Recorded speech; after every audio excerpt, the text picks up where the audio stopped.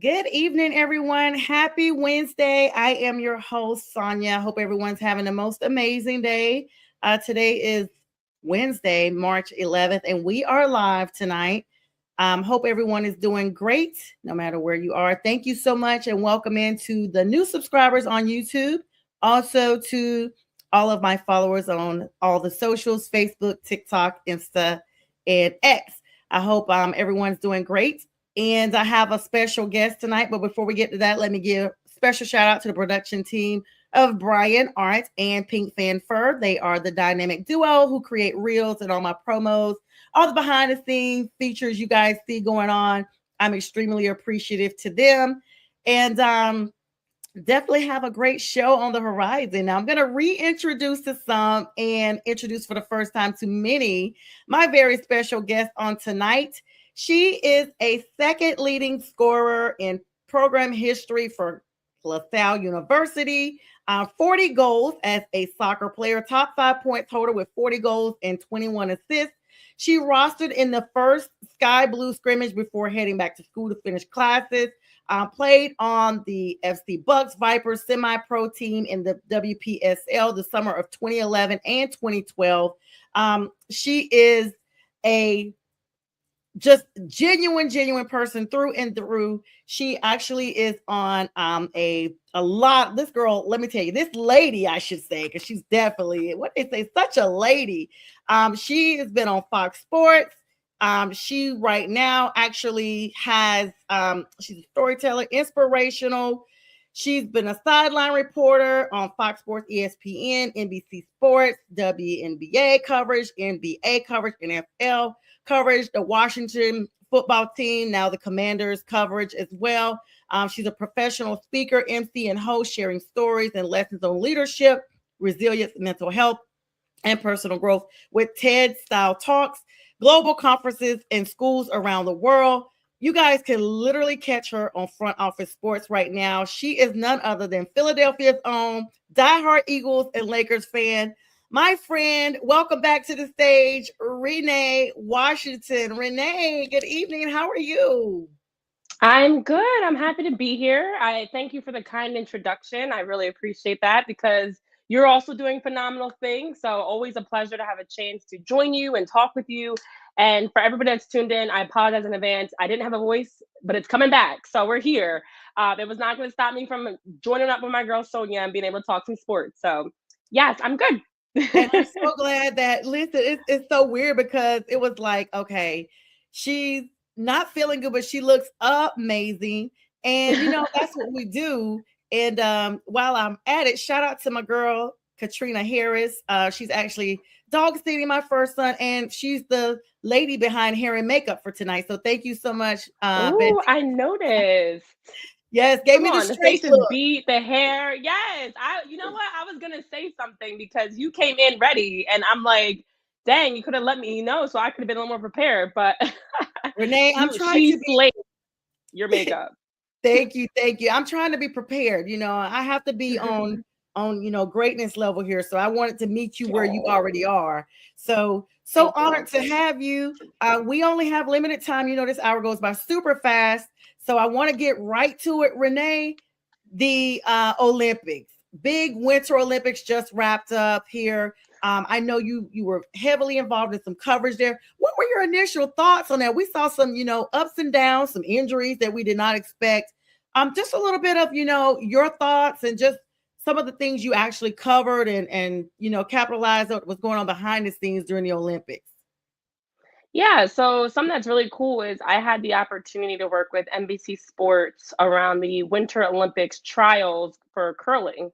So mixed doubles, men's and women's curling, their trial events that they had out in South Dakota and out in Colorado, and to be the broadcaster, the play-by-play broadcaster for that of who was going to represent Team USA. Now I am newer to the curling community, so I did not get the opportunity to go actually and be a part of the Winter Olympics coverage itself. I was Mhm. leading up to the actual events.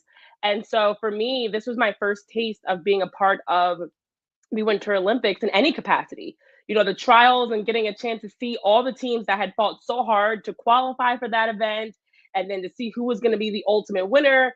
it just made this year's curling events that much more special for me. That selfishly, I was like, I saw these teams in the trenches trying to fight to Yes. represent Team USA. And I know a lot of people were using their Swiffers and their brooms in their houses pretending they were curling. It is an incredible sport. And so I'm so happy that I had a chance to, see them then go on. The mixed doubles team of Team Corey, TC, and Dropkin, they finished, they medaled. The women's and men's teams did really well. Also, it was like a historic run for them, but we saw a lot of history in the Olympics. So I always like to say, although there's going to be drama and injuries and like a Lindsey Vonn injury that I'm still devastated about her Yes. trying to come back after tearing her ACL a week prior to the first event and then blowing out her leg, unfortunately, on the slopes. And as she was someone that had retired and unretired. So these are the types of stories you hear, and it's just phenomenal to see. There's all different ages that at the Winter Olympics compete, all different events, all different, moments. Hockey, though, my last shout out, Sonja, has to be for the men's and women's hockey teams that beat Canada in their respective gold medalist games to win for the first time ever that we had both win a gold medal in the same year. So a phenomenal all around. Everything was great. It was really great. And, Norway continues to dominate amongst the Winter Olympics. Whereas Italy celebrated most successful games ever. There were 18 golds for Norway, 41 total. They set a new record for golds. The USA, which is our main interest here, 12 gold medals, 33 total. And that actually had us the most successful Winter Games for Team USA in terms of gold medals. And then in the third position, the Netherlands had 10 golds and 20 total. And then, as I already mentioned, Italy, that double cauldron in historic first two Olympic cauldrons were simultaneously Milan and one in Cortina d'Ampezzo, the opening ceremony titled Armonia, the hockey sweep, Renee. The United States pulled off dramatic double gold in ice hockey. And like you talked about, the men's team defeated Canada 2-1, in a thrilling overtime final, securing their first goal since the 1980 Miracle on Ice. Now, I was here in 1980. I was a very, very young kid, but 1980, I was here. And the U.S. women also defeated Canada in overtime to claim their title. Yeah. So what makes these even better, in addition to the, as you mentioned, the record-setting 50 years since the men's team last won a gold medal, there was a very tragic story for anybody that's been closely connected to the hockey world with the Gaudreau brothers, Johnny and Matthew, who are actually Jersey natives Yes. that passed away in a car accident a year ago. Yes. And, to see the fact that, I'm sorry, that would have been 2024 now at this point. Time flies by. Yeah. To see the fact that they were supposed to be with Team USA. I know Team USA had their kids on the ice and their jerseys, and it just felt like one of those pinch me moments. I still get chills thinking about it, that the very next Winter Olympics, the US men's national team wins gold after one of the biggest tragedies that rocked the sport and the country, because they were just so young and it didn't feel real. It was devastating. Yes. One of them was expecting a child. They had young kids in Yes. general, like just so many things. And it was, to me, one of those big moments when you look at why international events like the Olympics, the World Cup, they're bigger than sports. They're so much bigger than sports. And so I think this was that reminder that this is something that, beyond the incredible 2-1 overtime win over Canada, beyond the incredible run of the success of the men and the women, and they kept rooting each other on the entire time, that you also had this special moment that we all had a chance to kind of feel like the angels, it was bigger. It was bigger than hockey in that moment. So I think it was like we had the Miracle on Ice, we had those special moments 50 years ago, and here was history being made in a whole different way. And I'm just so thankful that I had a chance to witness and be a part of it, because these are the special moments I do not take for granted in being a part of sports coverage and being a part of just the sports landscape in so many ways. Absolutely. And hello, Paul. Thanks for joining us as always. Great to see you. Renee, you literally touched right on what I was saying. Hello, Pink Fanfare, the lady behind the reels. Thank you for joining and supporting as always, Pink. You hit it right on the head. It was so, and you read my mind because I was leading right into that next. that storyline, and you're right, time does fly. I remember hearing that tragic story, and I was just thinking to myself, those two brothers were close in every sense of the way, and to both be professional athletes, the bond was surreal to know that one would go on without the other, at least in this life. And so when I saw the games, and especially when they went back over the highlights, I was like, there was no doubt in my mind that there was an angelic presence that was with, him. Like, hey, I know that my guardian angel is going to get this done. And it's almost to the point of going overtime. It made it even more noticeable because it's like, hey, keep going no matter what. And I am with you. And so to see, this team and to still even feel like you said, just thinking about it, I am, feeling very emotional about that right now because I just remember when I first read that, I just was heartbroken and just the manner it happened. It's always sad when anyone expires, but just the situation around it and the youth, like you said, one, he was about to be a dad and, Mm-hmm. just coming off of the biggest moments. If I'm not mistaken, they were not far removed from a wedding of some sort. Their Correct. sisters was getting married. Yes.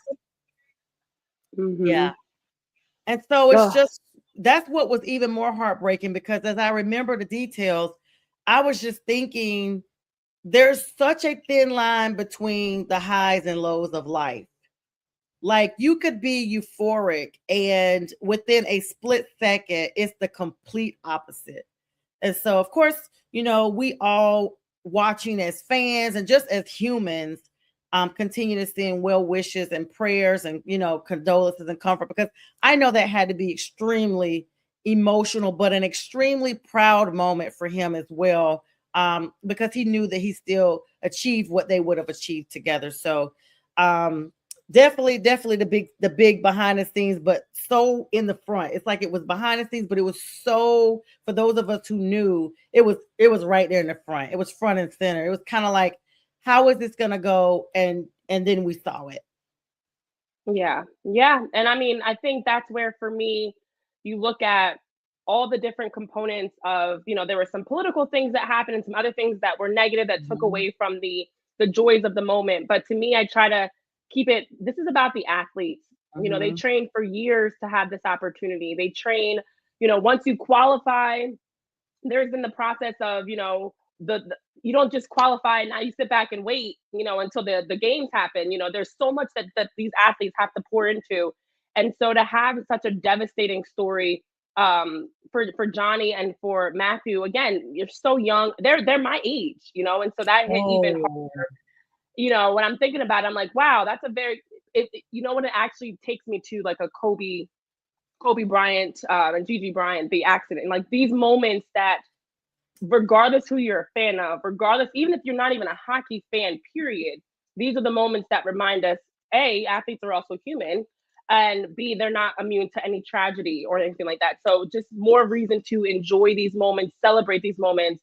And to your point about even just like the success of the various countries, one of the things that I do enjoy about the Winter Olympics, in comparison to like the Summer Olympics, obviously an entirely different slate of events. So some of these events, like we don't even know about them in the United States. I was having mhm. conversation about some of the various bobsledding events and skiing events and the different winter events because another country that maybe has more snow, more winter, the facilities for it, even a sport like curling. Curling Yeah. is big in the United States, but it's even bigger outside of the United States. So I also love when you get not only the introduction to who these athletes are, their stories, but you also get to see how each country values their respect, the different individual sports, what they kind of focus on a little bit more. And just that pride of, your country being represented and these athletes getting to represent your country and learning about them is it makes it so much more special. So it has me excited because we've got the World Cup coming up for soccer. I know I've been working with FIFA around that for some different content, but these international events, people, you have to tune in, make time while you're working. Maybe it's popped up on your phone, on the computer, whatever, because these are such historic moments that we don't get all the time. Now, I'm going to ask you, Renee, are you coming to Atlanta for the World Cup? Well, right now, I don't know my exact World Cup slate. Of course, with I'm in the Jersey area, and with Philly and New York being host cities, I definitely am looking to be there. But if somebody wants to have me in Atlanta and fly me down, please, by all means, don't twist my arm. I'll be there.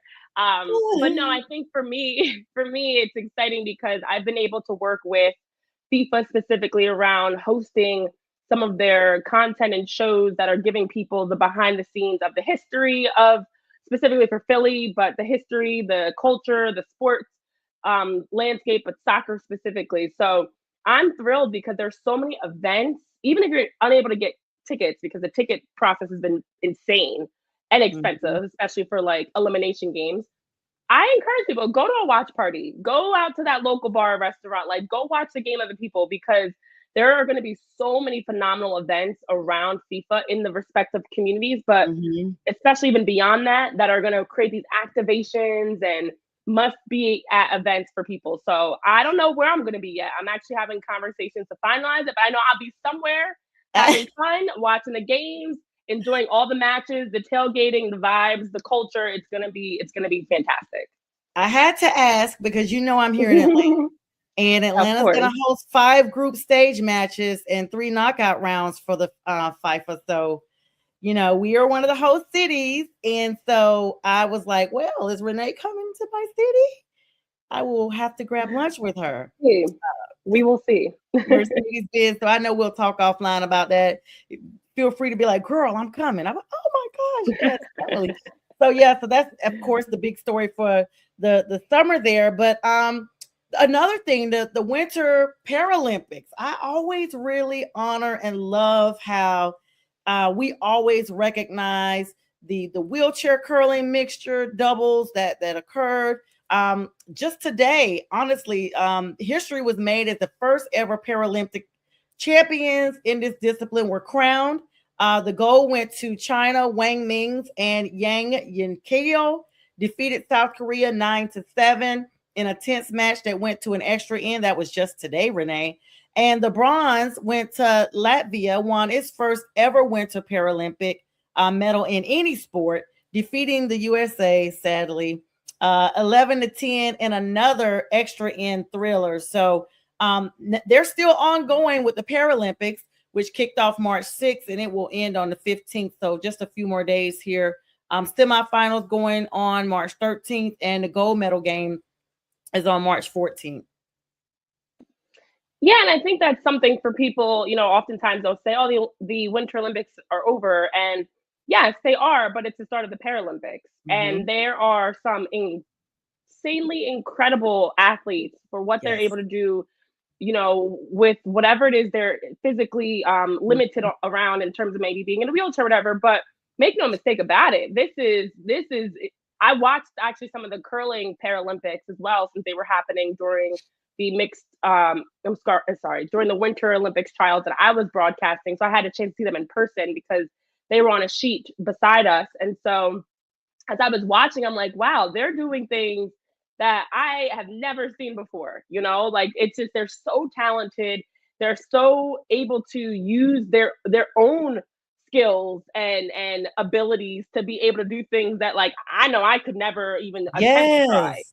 So I do think people sleep on the Paralympics a little bit, but there are some really phenomenal games because they are different, and much like I was mentioning about learning about new um, sports and things, like the Paralympics opens your eyes to even newer things that you did not recognize existed, of like how they're having their respective events, how they're competing. It's different rules. There's some tweaks and changes to some of the different events that makes them unique in themselves. So I love being able to learn about all of that because there's so much to unpack. I mean, we didn't even get into there's things like ice skating, and there's so many different events, so many different Yes. sports, and so many different styles to them from the Winter Olympics, and then they changed completely as well with the Paralympics. So these are those moments that like every 4 years doesn't feel like enough because it is really cool. The ice skating is always a favorite of mine. It's been that Oh way yeah. since I was a child. I'm always before I even move to that. The Paralympics, you're right. Their upper body strength in those wheelchairs, I'm just like, is amazing. It's literally a mental and a physical attribute to be able to be that mentally tough. Imagine the training. They always say when you lose one sense or one limb or whatever, that you get stronger elsewhere.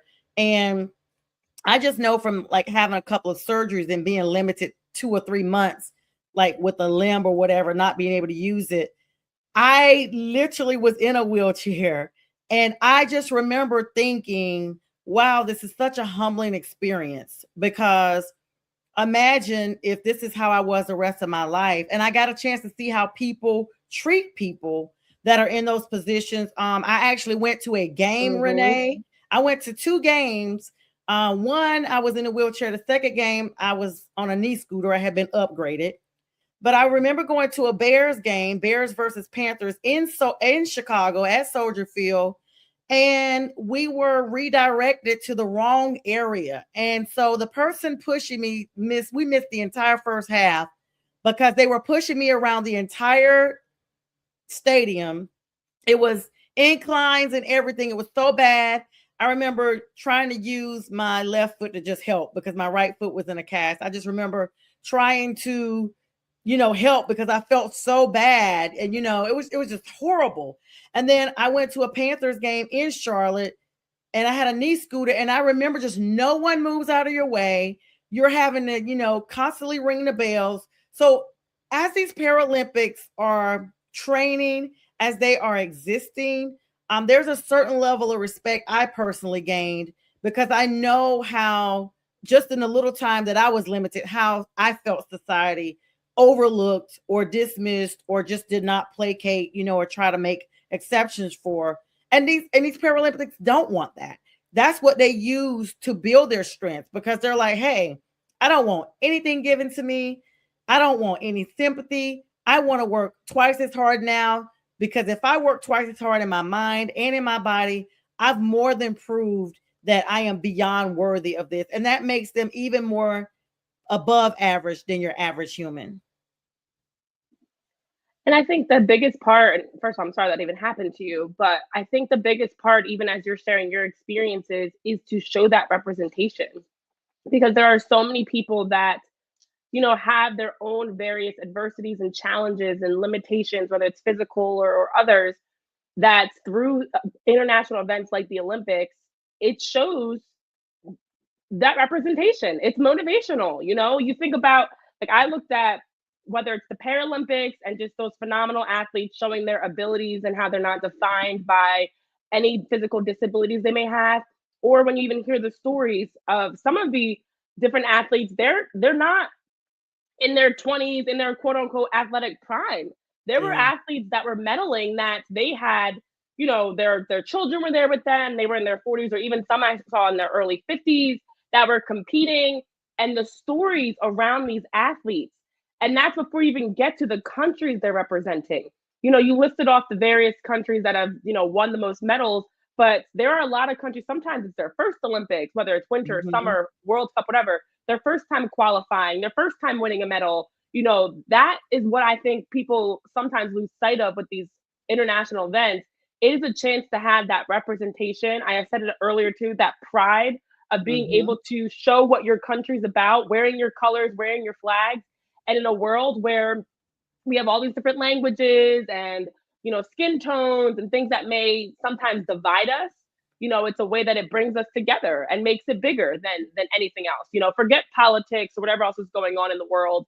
It is a chance for people to just come together and compete, and I love seeing those moments of the first. I was just like, as the Olympics was rolling on, just seeing more and more of those like news stories and feel good stories of Yes. 50-year-old so and so, medals for the first time, or whatever the stories may have been. So it is such a remarkable thing because, to your point about the Paralympics, the Olympics as a whole, Paralympics and Olympics, do such a great job of bringing you in to those Mhm. stories and moments and the authenticity of those raw, vulnerable moments.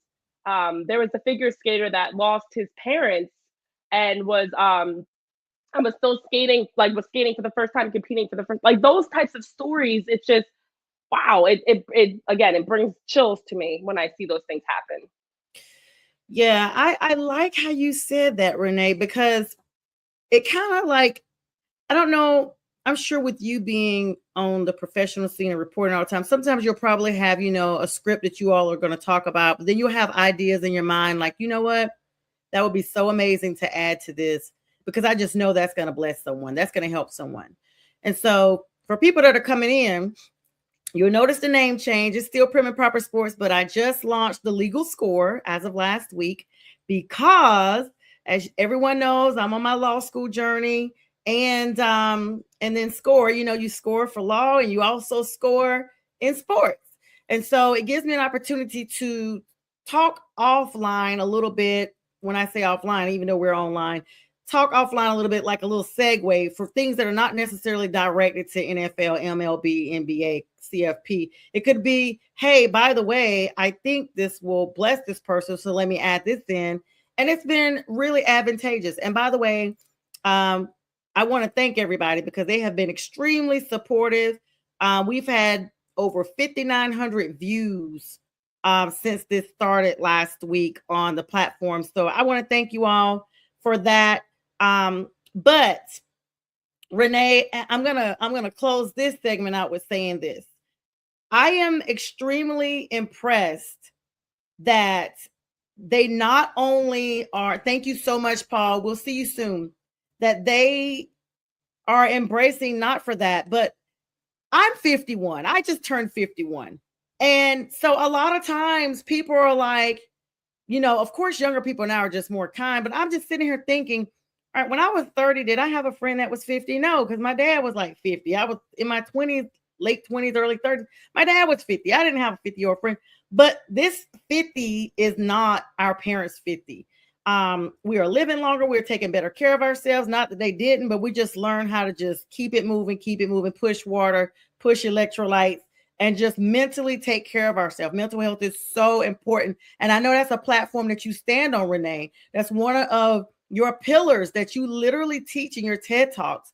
And we'll give you an opportunity to talk about that probably the last 3 or 4 minutes before we close out, because I do want people to be able to connect with you and be inspired and continue, outside of sports, just know that the whole person, that Renee is a holy person that's taking care outside of the sports. The sport is just an avenue for us to reach people. But when you use who you are within, that's the true connection. And so, Renee, I want to thank you for that. We're going to take a pause here, ladies and gentlemen, and we'll be back in about 1 minute, 30 seconds after this commercial break. Be right back.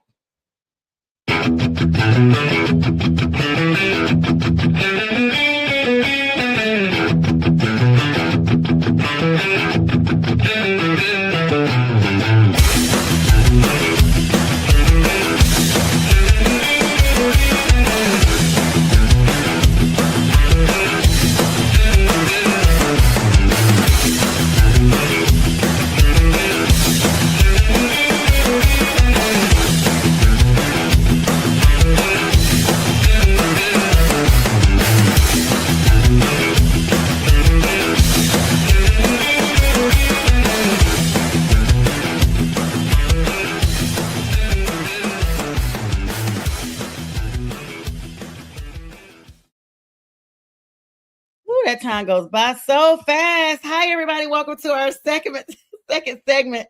I was on there trying to share some of the streams because I forgot to share those. So welcome into our second half. I'm joined by the lovely Renee Washington from Front Office Sports, ESPN.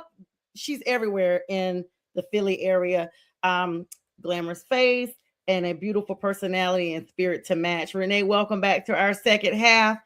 We just wrapped up with our segment on the Olympics and Paralympics. And I do want to give you an opportunity to have some closing thoughts on that segment before we segue into our next segment. I know I closed out real quick, but I did want to give you an opportunity to speak on that segment and about what we talked about. Having the opportunity to reach others and the platform that you have is so very vital.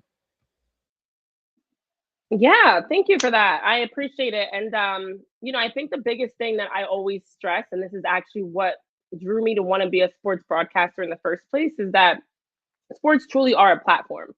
I'm a former athlete myself, as you mentioned in the open, and I've had a chance, through my career to be a Hall of Famer, to be a three-time All-American, to have a chance to pursue a professional career.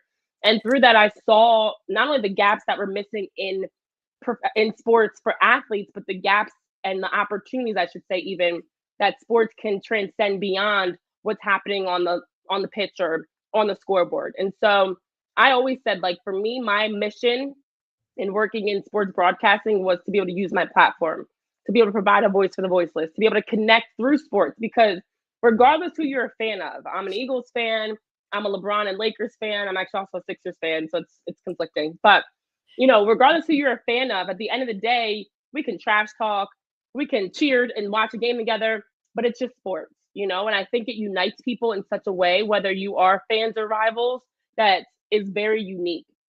And I know you Mhm. touched on it earlier, but that is why I've actively been so big in my season right now of going all in to pursue and do more, I should say, in the space of professional speaking, because I love all the game broadcasts I do. I love the shows that I've been able to host. I love that I've been able to work with so many different networks, but it's bigger than me. It truly is. And I want to ensure that what I'm doing has meaning and value, especially to continue to move the conversation. And so I love the opportunities, whether it's a TED Talk or I was just on a panel prior to this, being a part of events as a keynote speaker and hosting them, whatever it may be, to help be able to share some of my experiences and stories. So I think as we're wrapping up our Winter Olympics talk, that's a prime example. Way bigger than how many gold medals were won and how many records were shattered. Those are very important too, don't get me wrong. But it's Yeah. also about the stories, the representation, the pride, the community, the way it brings people together, the way that we can celebrate together or even mourn together when you look at stories like Johnny and Matthew for Mhm. hockey. So sports are bigger.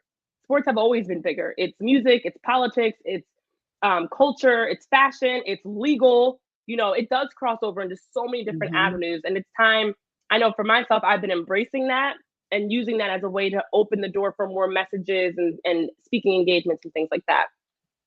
Absolutely. And what's up, J Train? My colleague and friend and brother from Friday with the Fellas got a big birthday coming up tomorrow. So happy early birthday to him. And he'll be on with us Friday, the 13th. But Renee, you are absolutely right. And I don't know if it's just for me, but it sounds like it's for you as well. They say with age comes wisdom.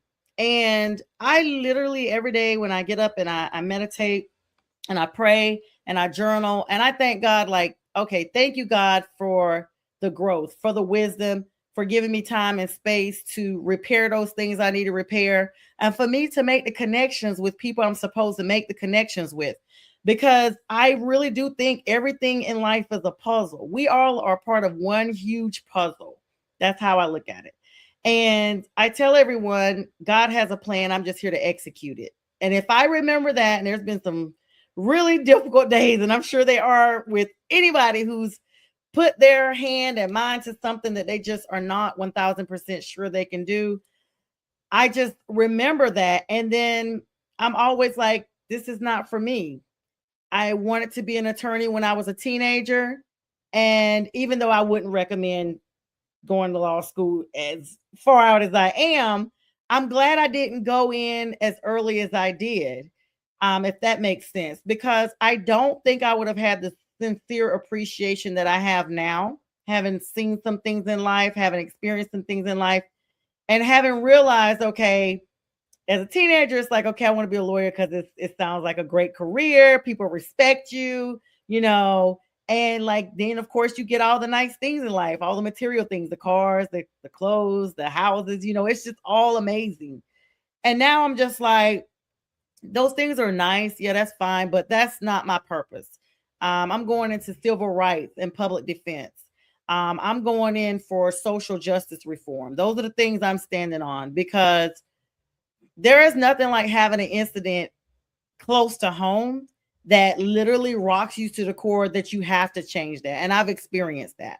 And so to know firsthand and see firsthand how people close to me in a close circle or what have you have dealt with things changed my entire perspective. So whenever things get really difficult, no matter what it is, even if it's not necessarily educational related, even if it's just, hey, you got to keep going. I know you're having a bad day, but you got to keep going because someone out there is really looking to you for inspiration. And so when you look at it like that and you remove the I out of it, you just remember to keep it moving for someone else. And so I am so grateful that you and I were connected through Mac, God rest his soul, and that we've continued our connection because it's a reason. There's no coincidences. I believe that even things that happen to people in a negative perspective still have played a part. Like, people are here for a season and a reason. There's still things that you can learn and to help someone else. And so you have to look at it like that. And like J Train says, thank you. Definitely at 51, wisdom has presented itself during the past 5 decades. Jeez, I'm thankful though. Yeah, J Train. Well, welcome. He literally we're the same age for like just a few weeks, and then I turned my age, and then he has his the next month. But Renee, it does happen. And it is so pleasant to see that you still in your youth are already of the mindset of connecting, building, restoring, and incorporating in any platform that you're given. And that's what it's all about. So I want to thank you. I know we kind of got a little segue there, but I was like, I don't want to miss this moment because I know that your moment being here is just too big for me not to appreciate fully.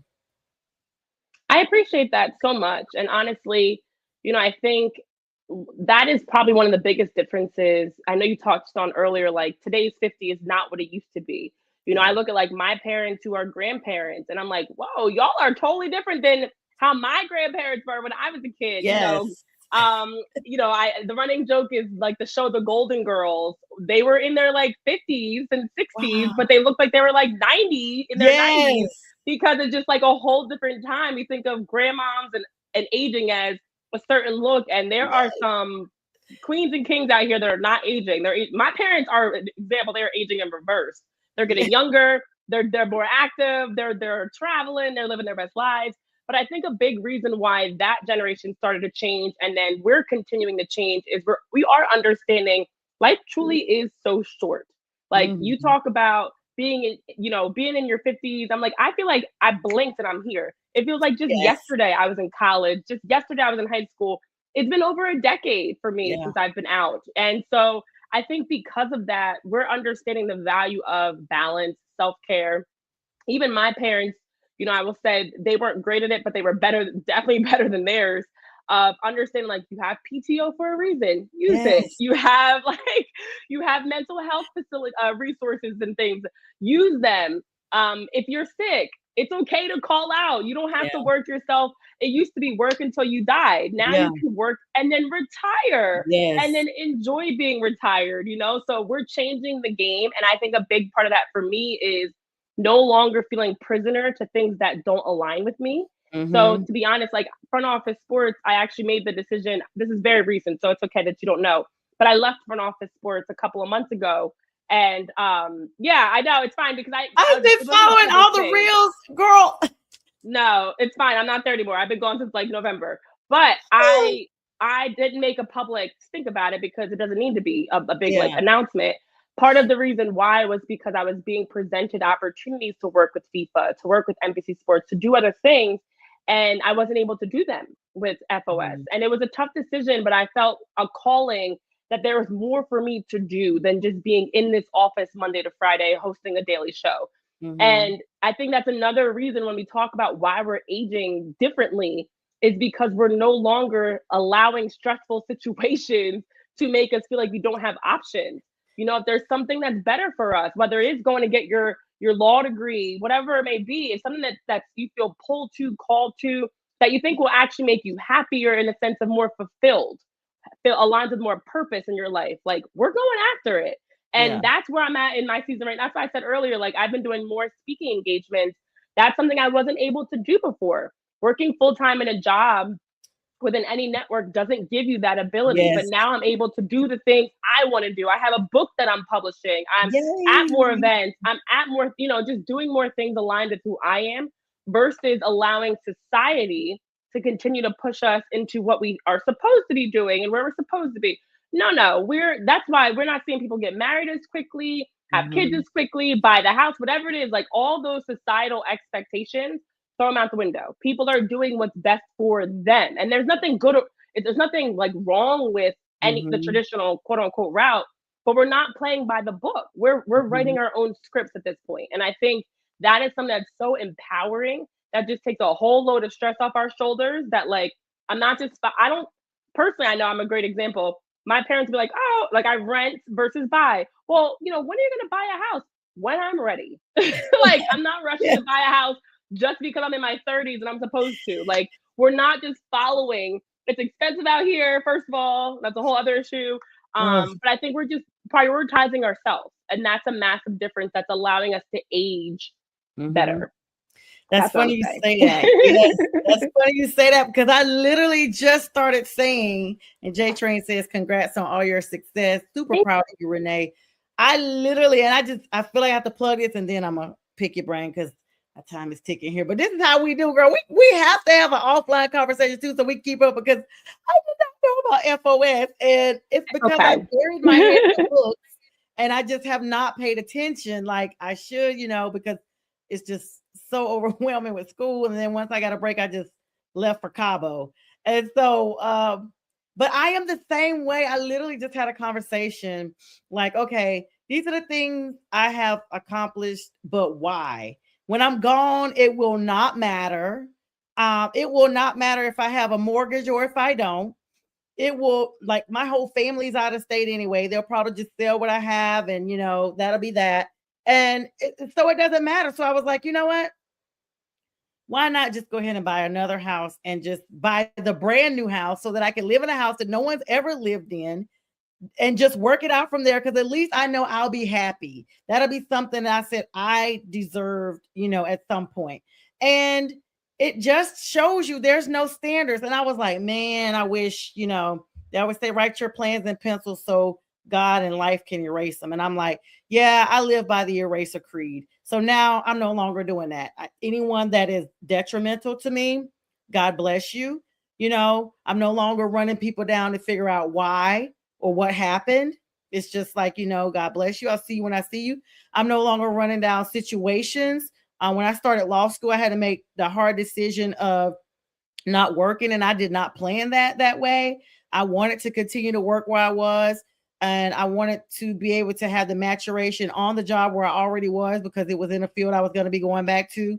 And I was not fortunate enough to have the support of a specific person who was now in charge of more stuff than they originally were when I started with the office because the main official had retired. So I wasn't afforded that. And I was like, for a while it bothered me. Then I was like, you know what? It's okay because it literally is true. And I've seen it where one door closes, several more will open, not just another, but several. I mean, it'll be like a revolving door open with no revolve. And so I live by that creed, Renee, and I'm glad to know that you do that. Speaking of doors closing and opening, this is the perfect segue. We have about 14 minutes because I want to give you the last couple to talk about what you do, Renee. Just a shock here. Today, of course, marking the official start of the 2026 NFL League year. At 4 o'clock today, the legal tampering period has officially ended, even though we've been seeing stuff go around all week long with different contracts, executions of trades. The big story, though, Renee, that was the domino effect of this entire week was the Max Crosby trade from the Las Vegas Raiders to the Baltimore Ravens, only to not successfully pass their physical, physical, I guess you could just say physical or health inspection or whatever they want to call it, health inspection like it's meat. But they couldn't pass the health requirements. He's back with Las Vegas, and then they turn around and sign Trey Hendrickson, and it's just been a domino effect the entire week. First of all, how shocked were you that this occurred? First of all, how shocked were you that Max was traded? Now we know we've seen some up and down little hiccups with him not being that happy with the Raiders for a little bit. How shocked were you starting from that point? and then moving that he was traded, and then you can add in the other parts. Sure, sure. So first, I had heard rumors. Max Crosby is one of those names. When you look across the league, there are a few different talents as well that are a really good player on a really bad team. And the Raiders are they're always in rebuild mode. They've been trying to figure out their head coach. They've been trying to figure out quarterback. They've been trying to figure everything out. So Max Crosby, even I mean, we think last year he signed a historic deal to stay with the Raiders, but you're on a bad team. So it's like, do you value the money or do you value being a part of a team that's at least in playoff contention? So it was no surprise when the Raiders had a rough year this year that he was someone to keep an eye on. I know rumors had him potentially linked to like the Dallas Cowboys and some other teams. And the Ravens, what makes it even crazier, to be honest, is I didn't really hear as much about the Ravens. And then Baltimore swooped in out of nowhere to steal him. And the difference was they were able to supply 2 first-round draft picks, whereas apparently the Cowboys were only willing to provide 1. And so the Raiders wanted the extra first-round draft pick. So that additional draft pick is what made that trade go through. Now, if we remember, Max Crosby during the season was at a tough crossroads of like, they were clearly done. They were clearly not doing anything, postseason wise. And his meniscus was an issue. And it was, do you stop playing games and go get your meniscus taken care of? Or do you try to finish out the season? And Max Crosby waited until January. I don't remember the exact month of when he could have gotten it, but I believe it was a little bit sooner. But anyways, in January, when he got his meniscus repaired, apparently this is why he failed his physical. The Ravens training staff didn't find that the knee was where it should be, essentially. Like he didn't pass because they showed that there were some medical concerns around his recovery from his surgery on his meniscus. And that makes sense because you don't want a player that you're going to bring in. We've seen this all the time.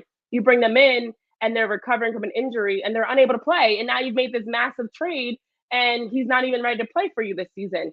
So he's not the only available big name out there, which is why I think it does make sense. All trades and deals are pending physicals. Mm-hmm. They're never complete. And on top of that, they couldn't actually be official until today anyways, because today, March 11th, marked the official start where it was the change of kind of the new year. So this is the new year for football where like now any moves that are happening are considered 2026, 2027 season moves. So that makes sense to me. It wasn't official. It's just annoying because of the social media world we're in. All these deals are getting announced Monday, Tuesday, Sunday even, but they're not official yet. So truth be told, any team could back out of a deal before Wednesday, before they actually put ink on paper.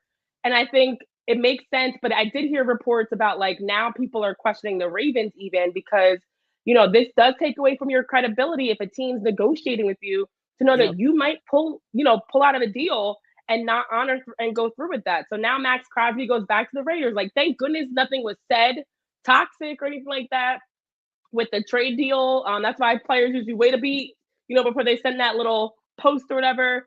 But then I think for them to be able to swoop in and still grab Trey Hendrickson, who's similarly to Max Crosby, also he very vocally wanted out of Cincinnati. He was top in the NFL 2 seasons ago in tackles. He's got all these incredible accolades. He has his name, but another player, very good on a bad team, and another player, unlike Max Crosby, though, that did not get paid last offseason. Mm-hmm. I remember he was in a holdout. They were trying to undercut what he was requesting for his contract. So it actually, to me, Baltimore was just kind of lurking around these players that are unhappy. And I think it makes sense to go get someone like Trey Hendrickson instead, who, coming in at least is healthy. We never know what the future is going to hold, but he's not coming off of a surgery like Max Crosby is. And the Ravens just kept moving along. But I think, to me, the bigger concern is like all this that Baltimore's doing. I know they just restructured Lamar Jackson's contract as well to free up some cap space. Are you actually going to see Baltimore get any better? We're going to have a new coach. You're going to have all these changes. But, like, are you actually providing the changes that you need, or is this just small moves? Yeah, I mean, and then Max put that video up, Renee. We saw him shooting hoops. I don't remember the timetable for after the meniscus surgery. He was out there basically shooting hoops at home. Basically saying, even if it was right before the surgery, it still was supposed to be when he was supposedly injured. So that's what where the bad, bad blood kind of came from. But like you said, there was no bad thing already. But J Train brings up a good point where the Raiders too hasty to make moves in clearing the $30 million prior to the new year, because people are saying, that they should be investigated, because today was the official day, Renee. And we've seen this before. Teams uh, get in trouble for tampering. And I'm going to be honest, before the show, I literally forgot that today was the first day because, like you said, thanks to social media, people have been talking about this stuff Sunday. So I was just sitting there like, wait a minute. Why is all this news happening? I don't think this is today, but I never got a chance to go around and, check the specific date until we got ready to do the show. And I'm like, wow, like, how do you say that wasn't pre-tampering if they're not out there putting it out there? Like, somebody has to be speaking on this. It's not the players. Um, and so it's just, thank you, Jermaine. It's just really weird, the dynamic, like what can be discussed, what cannot be discussed. I know we're running here real quick, but I do want to talk about your Eagles. Cornerback Tariq Woolen was a significant bolster to your secondary. The Eagles signed him, the former Seattle Seahawks world champions, staying out for a 1-year deal worth $15 million. He expected to start on the boundary, allowing Kenyon Mitchell and Cooper DeJean to play in more flexible roles. And your defensive tackle, Jordan Davis, locked down the anchor with 3 years, $78 million extension, $65 million guaranteed. It's going to keep him, the former first-round pick you guys grabbed, through 2029. Your tight end, Johnny Muntz, to fill in a void for the blocking game. And you guys added him for a 1-year contract. And then your tight end, Grant Calcaterra, re-signed today on a 1-year deal, like to maintain depth behind Dallas Goedert. But there were some notable departures, Renee. Nakobe Dean being one of the bigger ones. A linebacker, former Georgia star, heading west, signing a 3-year deal with the Raiders. We talked about them with Max Crosby, so he's going to be joining him. The safety, Reed Blankenship, definitely a fan favorite for you guys. Team captain, in fact, he's going to be going with the Texans. And then your wide receiver, Jahan Dotson, he's staying in the NFC, but he's moving to the Atlanta Falcons to join their new quarterback, Tua Tagovailoa, from the Miami Dolphins, which makes me think that Penix is probably on his way out, since Kirk Cousins has been given permission to be released and possibly heading back to Minnesota or wherever else. And your edge, Jalen Phillips, officially signed with my Panthers on a massive $120 million contract for the edge position in Carolina. So what's next for Howie Roseman? AJ Brown, we've seen him up and down the entire time. Rumors are still swirling about him. He was supposedly entertained for trading offers. And then Trent McDuffie, the blockbuster move that goes down with him, is reportedly cooling the market for a potential veteran swap. Just a lot going on in Philadelphia. Renee, what can you tell me? Yeah.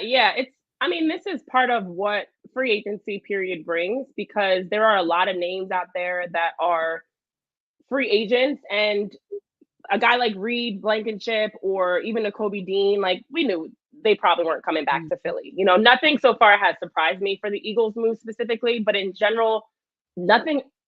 I don't think I've had a single move that I've seen around the NFL that surprised me. Like the Falcons, Michael Penix Jr., who was injured last season, and you had Kirk Cousins, who, to be honest, isn't ready to step in to be a starter for many games as a backup. You needed a better quarterback room. So you bring in Tua, who was clearly not a good fit with Miami anymore, as they've been clearing out a lot of guys. I know the Colts had an opportunity to re-sign with Daniel Jones. Like, all these moves that we're seeing, to me, are the necessary moves. Because, A, with free agency, you can't wait. And that's why, forget a Wednesday timeline. Like, people, the moment you can start having conversations with agents, they're having these conversations. The tampering rules, whatever people want to say, again, throw those out the window also, because you can't wait. If you wait for a Trey Hendrickson or Max Crosby or, even Tariq Woolen, whoever else, and Kenneth Walker III might be the only one that kind of surprised me, but I'm not surprised. He was going to be a free agent. We knew that going into the Super Bowl, And to be honest, him winning Super Bowl MVP just increased his stock when he became a free agent. And it comes down to, can teams afford to keep their guys? And I had this conversation around the DJ Moore news of his trade from Chicago. I To had this conversation Buffalo. around, Mhm. yeah, I had this conversation around Kenneth Walker III.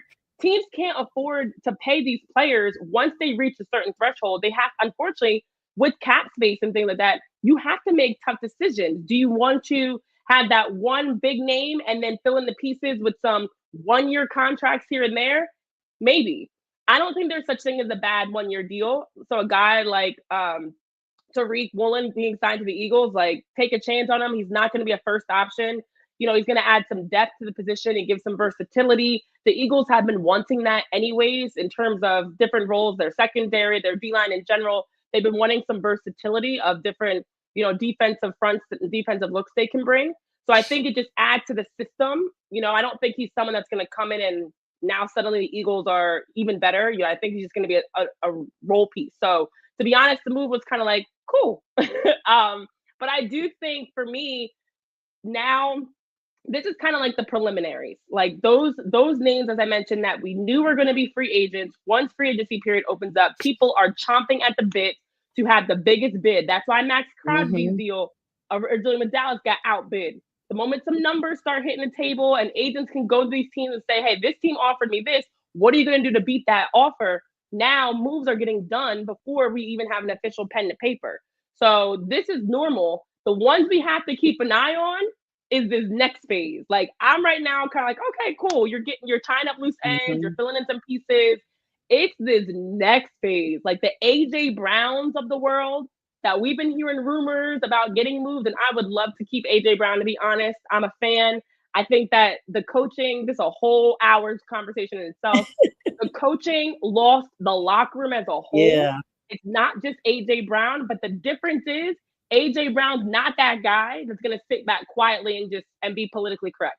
Like a Jalen Hurts, a Saquon Barkley, they are going to be just as irritated if you were to ask them behind, in privacy, out the spotlight, but they're never going to voice that publicly. So I think that's the only difference why we see so much from AJ Brown, is he's not going to bite his tongue. He's earned that. He's a veteran. He's proven, and he knows his value and his worth. And the difference is he's going to tell you exactly what he's feeling. But nonetheless, I've heard the Patriots and different teams. Everybody wants to. Everybody's name's been in the hat for AJ Brown. So that's the tier of names, because you know what? We have to keep an eye on Sonja. In about a month, not even, the NFL draft is coming up. And that is the time teams make the tough decision. Do I want to trade up in the draft and try to get that young player There's a lot of talent coming out of college.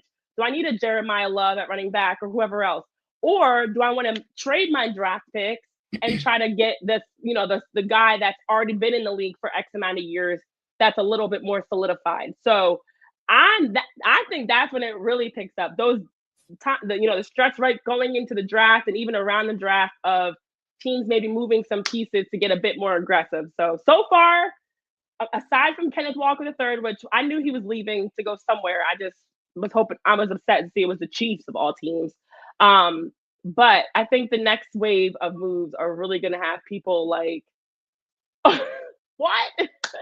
Like head explosion. So it's about to get crazy. I This is just the I could beginning. absolutely. And as we say goodbye to our McGrath podcasting network, they had to jump off at 10 because we're going to go over just a couple of minutes here, because I do want to plug in Renee Washington, everybody that we're still here with. That is really big. We had a question. I think you addressed it about the Tariq Woolen signing. Seeing that he was, up and down in Seattle. And then Pink mentioned the Panthers. Now, you guys have given us Jalen Phillips. We're excited about him. He's going to be the premier pass rusher to solve their team's sacks problems. We also got Devin Lloyd from the Jaguars. John Michie III rejoins Bryce Young from the Jets. He's the Alabama standout, and they reunited there. Kenny Pickett was a shock for me from your Eagles, the backup quarterback. The last I heard of Kenny, I thought he was still in Pittsburgh. I totally missed that he was in Philadelphia. And he left us too. He was with Yeah. Cleveland, and he was with the Raiders, I think it Yeah. was. He's been all over.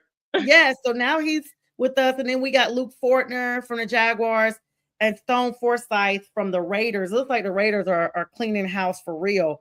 But Renee, it's been a lot of big names. I mean, you guys have cleaned out a lot of people. I guess this, even though you guys are only like a year or two removed from the Super Bowl, it just lets you know that it's not a high tolerance for not being the best. Like it's literally like, what have you done for me lately? And it's like, okay, no, we won the Super Bowl 2-3 seasons ago. Like, that's very recent. How can you just go through and just pull the chair out from everybody and start from scratch? But like you said, and I've actually heard this even as recent as over a year ago with another Eagles guest that was on here, the Philly sports guy. There's been some issues, in the locker room. We've seen it as non-Eagle fans. We've seen the disappointment on the sidelines that looked apparent from, Jalen all the way down, the frustration. No one wants to lose a game, but it just seems like the cohesiveness just was not what we once saw. There was not the epitome of brotherly love amongst the team. No pun intended there. Yeah, yeah, and I think, kind of like Kenneth Walker the third with the Seahawks is a great example. Like, people always assume because a team, not all people, but some people assume because a team wins a championship, they're going to just be able to run it back with the same team, and that rarely happens. The moment you win a Super Bowl or even get to a Super Bowl, you're losing coordinators, you're losing you have guys that are now like, again, Kenneth Walker is a great example, but Reed Blankenship also in that same boat, Cooper DeJean in that same boat. Their value goes up. So you were getting away with paying them rookie contract or whatever smaller contract. And now that you win a Super Bowl, and Coop is a great example because he was fantastic with his pick six and his birthday. And, Mhm. people were talking about him so much more that he had so much attention on him. Guess what that means? Cha-ching, cha-ching, cha-ching. Now his Mhm. agent can go drive his value and contract talks up higher. So, regardless of who the team is, very few teams, unless you're like the Dodgers in baseball, very few teams can find a way to afford to pay players after they win a title because you're not going to be able to afford to keep everyone. So that's why guys like Reek Woolen, you take a chance on that maybe we can get, if he's not our top option and he's second or third string, we could use him more sparingly. Maybe we can get enough out of him that it makes the deal worth it. You're trying to kind of tinker with that middle of the lineup to figure out those pieces because you're going to have to pay your top guys a bag. And Mhm. with the way the NFL contracts are and the salaries cap and everything, they're very, very, again, unlike baseball, which they just have a monopoly money of how teams can work around salary caps and things, but there's none truly. Football is very, very strict on meeting those cap numbers. So beyond even locker room issues, you just can't afford people. And then on top of that, like as I mentioned before, what people lose sight of is everything with the Eagles absolutely started with the coaching staff. There have been comments that have come out even since the coordinator changes around the way that Nick Sirianni's been running this group and favoritism and politics to certain coaches and listening to some more than others, and the players got wind of that because they obviously see it. And so that stuff absolutely is toxic and trickles down from there. And that's literally what's led to what we saw play out publicly was a result of everything that was going on behind the scenes. That's why I said with AJ Brown, he just wasn't going to sit and quietly take it. There was frustration Mhm. because there were schemes and play calling and things being done that was undermining other coordinators, other coaches, the players, and favoritism towards Nick Sirianni's buddies. And Kevin Patullo, for example, that's one of his guys that he was trying to, for whatever reason, listening to more than anybody else. So I'm hoping that, with the coaching changes and, all the different restructuring we're seeing with the staff, like hopefully that will help change the culture, but it doesn't happen overnight. That stuff takes time. So overall, I'm not panicking at the end of the day because the Eagles they still have their core. They lost a ton of guys after winning the Super Bowl, and they're going to lose and have already lost a few so far.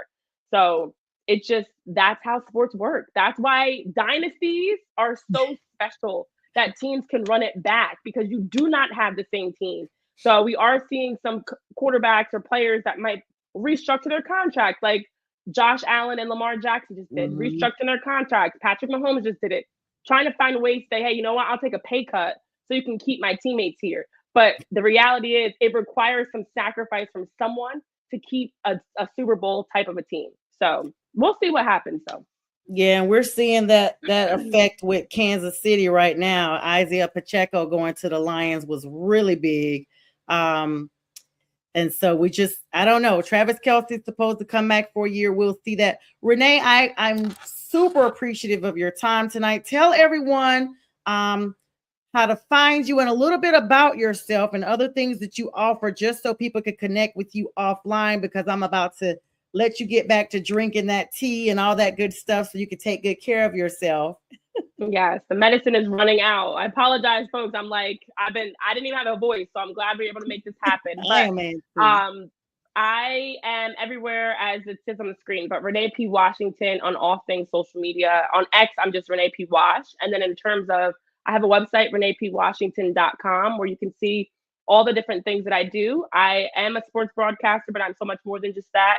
I also do a number of speaking engagements. So keynote speaking, emceeing, just being able to moderate panels and host and be a part of events to provide, as I mentioned before, a voice for the voiceless, to provide, opportunities to use my platform to help teach others and extend the olive branch. And I do a number of workshops as well, whether they're one-on-one workshops or group workshops, just a lot in this space. That's actually what my master's is in, educational leadership, but a Yeah. lot in the space of pouring into others and taking things that I've been able to learn and experience to pay it forward. And so again, reneepwashington.com is where you can check all that out. And also feel free to shoot me a message at any time. I always, for the most part, try to get back, especially within a timely manner. But I definitely appreciate you so much for having me on, because much like you, we're out here crossing over sports into other things and other topics, and speaking on for myself things like mental health and balance and diversity and adversity and Yes. challenges and just different components of utilizing my sports experiences towards helping people understand navigating life, because life be life in. And so I'm Life trying to be help as life. best as I can. Yes. Absolutely, Renee. And you do such an amazing job at it. I admire you. I admire your work ethic. You are, like I said, just as beautiful on the inside as you are outside. And Thank so you. I'm super appreciative that even in this season of not feeling 100%, make sure you get some rest and recover yourself and take care of yourself. I'll be checking on you offline. Thank you so much for coming on and joining me. And please know that you have an open invitation. It won't be as long as it was last time. I think you haven't been on here in like almost 2 years. Oh, wow. Didn't realize it's been that long. Yeah, But we were thank you again supposed. for having me. Yes, absolutely. We were supposed to connect it last year, but we had a bunch of stuff with our scheduling. So, Yes, and yes. it happens. And so hopefully, we'll get you back on here again soon, especially after all these trades have settled and the season has started Mm-hmm. and what have you. So thank you so much for your time tonight. And hope you have a great evening. Renee Washington, everyone. Connect with her or send me a message and I'll relay it to her. Thank you so much for having me. Have a good one, guys. You too. Thank you, Renee. Good night. All right, guys. So that was Renee Washington joining us. Thank you so much again, Renee, for joining us. Amazing opportunities I always have her on. And just to know that she wasn't feeling 100%. And I didn't know that until we literally got on stage tonight. Going to cover a little bit more news here. I know we're a little past the hour, but there's so much happening. And my production team told me this is the last show of the night, so I'm not stepping on anyone's toes, even though I did tell the McGrath Podcast Network good night. So my bad, guys. If you're watching on all the other networks, I'm still here. Y'all, it's been a really busy week, and it's almost difficult to plug all this in. Of course, the Trey Hendrickson news was the big news that he is now an edge rusher, 4 years, $112 million, $60 million guaranteed with the Ravens. Daniel Jones, y'all, quarterback with the Colts, 2 years, $88 million. They actually re-signed him. It was kind of rumored that he may not be signed. Romeo Dobbs, the wide receiver, is with the Patriots now, 4 years, $70 million. A 3 years, $60 million has gone to Boye Mafe from the edge with the Bengals. Isaiah Pacheco, that was a shocker for me, out of Kansas City.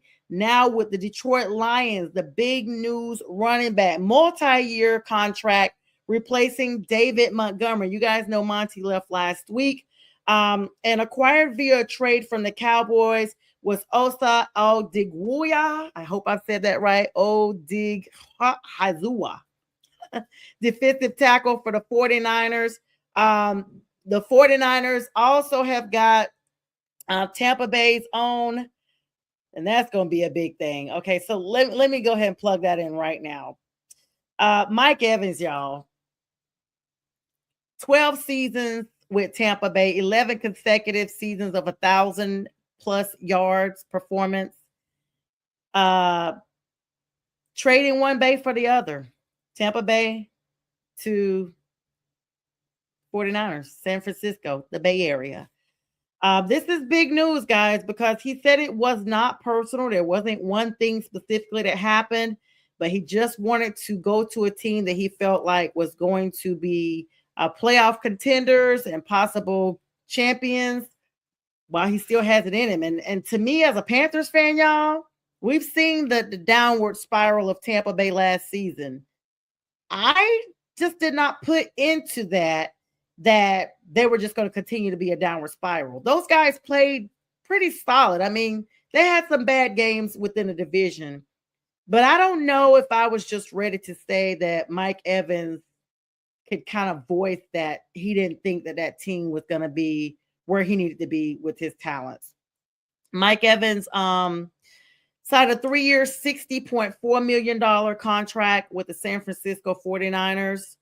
And just absolutely big. Tua Tagovailoa from the Miami Dolphins has gone to the Atlanta Falcons, which, like Renee and I kind of discussed a little bit, I don't know what Atlanta's doing. Kevin Stefanski, coach for the Cleveland Browns, who had one game less wins than Raheem Morris did in Atlanta. The Dolphins released Tua earlier this week, cleared waivers, and officially signed with Atlanta on today. Because the Dolphins are on the hook for $54 million guaranteed salary this year for Tua, the Falcons basically got him for pocket change, especially because they just finished paying off Kirk Cousins. His first year deal, he's only going to be getting $1.3 million. And I say only because he's a player. This is a veteran minimum. They literally got him for the minimum amount of money that the NFL requires that veterans be paid. Since the Dolphins are paying the bulk of his salary, Tua is going to count for almost nothing against the Atlanta salary cap, allowing them to remain aggressive in their free agency. Michael Penix Jr., this injury that he had, and you guys could go back in my vaults. When Atlanta drafted Michael Penix Jr., at the draft, they literally called Kirk Cousins at the draft. Like, hey, guess what, Kirk? You may not be our starter. We're going to go ahead and call up Michael Penix Jr. You know, Kirk's just like, okay, I'll root at my family, but, you know, we're here. Fans got disgusted by Kirk Cousins' performance, and they wanted to see Michael Penix Jr. Michael Penix Jr. signed from the time he came in, had injuries to all 4 quadrants of his body. He's had all these procedures and everything, and I talked about that extensively. And I was like, what is Atlanta doing? Why would they draft a quarterback who's already documented as being injured on a regular basis? And people, you know, had little comments. They comebacks and comments. They were like, well, he wasn't injured the last season of his college year, his senior year. Oh, okay. All right. Gotcha. Well, he didn't even last a full season with the Atlanta Falcons before he went down. This time, ACL tear suffered last November. We are in March, y'all. I think they said the expected recovery for ACL is about 18 months. So they're saying he's on track for August, which will still not be 18 months. But Tua is going to be basically their starter. Watch what I tell you. Because I don't think that Michael Penix Jr. is going to be ready for week 1. Of course, Kirk Cousins was officially released as of today, with June 1st being his actual designation day. 2 years in Atlanta and a whole lot of money and a whole lot of drama around him, and he's done. Um, they're thinking that Tua is going to bring a quick game offensive scheme to the Falcons, and I just don't know. Jahan Dotson, the wide receiver, signed a 2-year, $17 million deal to give Tua or Penix a reliable vertical threat. The team did bring back a 1-year deal on wide receiver Olamide Zaccheaus and tight end. And then the defensive actually added defensive end Cameron Thomas and Chris Williams. The salary cap guys went up to $301.2 million this year. It was aggressively high. I feel like every season they are getting a chance to bring more and more people up. The offense of the New Orleans Saints has been stacked. They brought in a lot of people. Let me go to my little notes over here. They brought in a lot of people, guys. Of course, Tyler Shuck's still going to be there front and center, but they got Etienne on that lot now with their offensive line. And you have to kind of look around and think, okay, these teams are making a lot of moves early on, and what does that look like overall? So you first look at it like this. It started off with a lot of different teams. Alvin Kamara was supposedly courted to other teams, and he said, no, I want to be a Saint, and that's all I want to be, and that's all I'm planning on being, and so that's where I am going to stay. So when you look at that, you are literally thinking, just like what people were thinking as the season was wrapping up last season, that the Saints may be for real.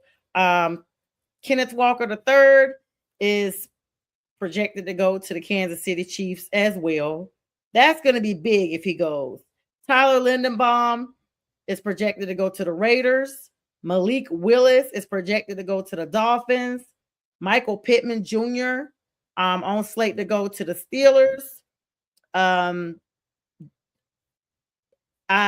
It's just a lot. Travis Etienne Jr., one of the Saints' big offensive people, and it goes on and on and on. So, this is early in the season, not the real season, but it's early in the season nonetheless, because this is a busy time of year. You get a chance to see who's moving, and as they say, who's moving who.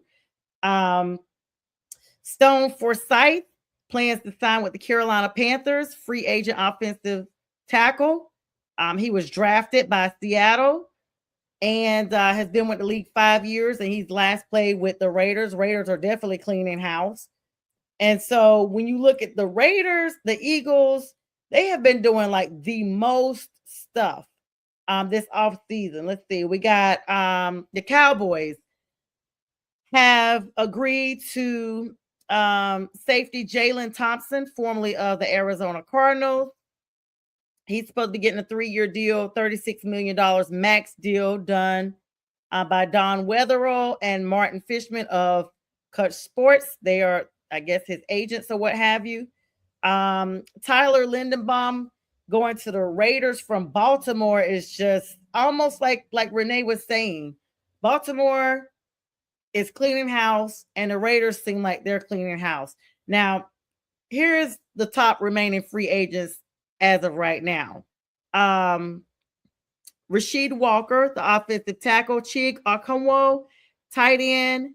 Some of these people have been signed as of today and may have been signed since I started airing, so I don't know. Nashawn Wright, cornerback, K'Le'Veon Chaisson, defensive end, Elijah Vera Tucker, Chris Paul, Kyler Murray, y'all. He still has not been signed after being released from the Cards. Taylor Decker, Braden Smith, Calvin Austin III, Deebo Samuel. I haven't heard anything about him. Wide receiver, Jawan Jennings, Wyatt Teller, Jaquan Brisker, Caden Ellis, Leo Chenal, Dallas Goedert is a tight end and still a free agent at this moment, and Rashad White, the running back. So a lot of people are going to be making moves between the next couple of days to get these people situated.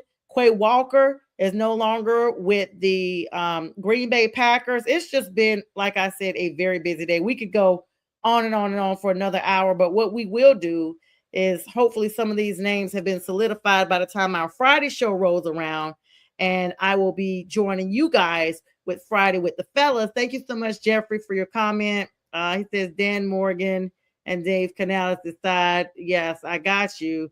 Signing him to a big deal and bringing him to Carolinas, and definitely saying about the Super Bowls. Got you. Yes, Jeffrey. Always great to see you as well. And with that, we will join everybody on Friday, 9 p.m. sharp for Friday with the fellas. By the way, make sure you guys stay tuned on this platform. Shows all around from McGrath Podcast Network. With that, I will bid you guys all a good night.